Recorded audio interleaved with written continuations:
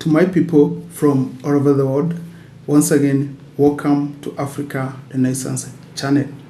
And my people, there has been celebrations across the different cities and towns in the country of Niger. And the reason why the people are celebrating is because France has just completed the withdrawal of their troops from Niger, and France has also closed their embassy in the country of Niger. But right before we proceed, have a look at this video and then we will make our analysis afterwards. The rooster is dead.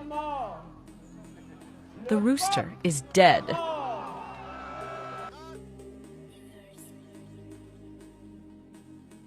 The feeling that drives us is a feeling of pride, because today we have succeeded in taking on a challenge that our grandparents didn't have to take up. That of showing those colonialists that they don't have to decide for us all the time. The departure of the French troops marks the start of a long battle, because it's not just the French who are the problem. It's the whole NATO. The Americans, the Germans, the Italians, the Belgians, all foreign forces, especially NATO, must leave Niger. They are our enemies. So, my people, Niger is one of the leading producers of uranium in the world. In fact, it is in the top 5 of the biggest producers of uranium. However, the uranium has not been able to help the people of Niger. And this is because Niger also happens to be one of the poorest countries, not only in Africa, but also in the world. So in the year 2007, there were uprisings in mostly the northern parts of Niger. And there were rebels in the northern part of Niger. And according to the rebels, they were seeking for a bigger share in the proceeds of uranium that was being exported from the country. And so the country faced an existential threat, And as you know, Niger is a former French colony. And there was an agreement between French colonies and France. And the agreement was that if a former French colony experiences an existential threat in terms of its security, then France would intervene and help, the former colony with respect to their security. And so, after 2007, Niger was unable to control the insecurity in the country, and the rebels who arose, from the northern parts of the country, continued to push down south, and they continued to take a lot of landmass in the country.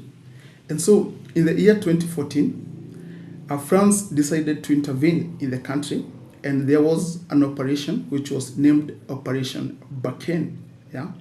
And this operation, France deployed a lot of troops in Niger to assist Niger in pushing back and fighting the rebels. However, what happened is so frustrating because, of course, there was a lot of expectations on the part of Niger that at last, after France accepted in intervening in the country, that they would be able to push back and fight against the rebels.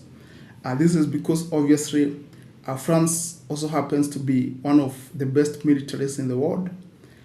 It is one of the best militaries in the world, and so they thought that the security issue would be solved once and for all.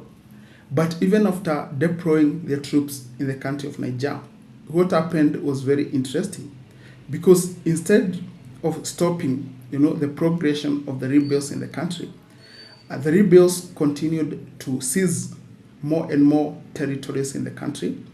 So the French troops seemed to be helpless. So it reached a point where the soldiers in the country of Niger were very frustrated, and they decided to overturn the previous government in the country. At the time, in 2021, the president of the country was Mohamed Bazoum. But Mohamed Bazoum seemed to be very helpless in terms of tackling the security issues in the country. So the soldiers were like, if you are unable to solve or to sort out the security mess in the country, then we don't have an option. We have to overthrow you and install other raiders, other soldiers who are willing, to fight the rebels in the country so that the country can attain maximum victory. And so it happened, and Mohamed Bazoum was overturned, and a new president came in the country.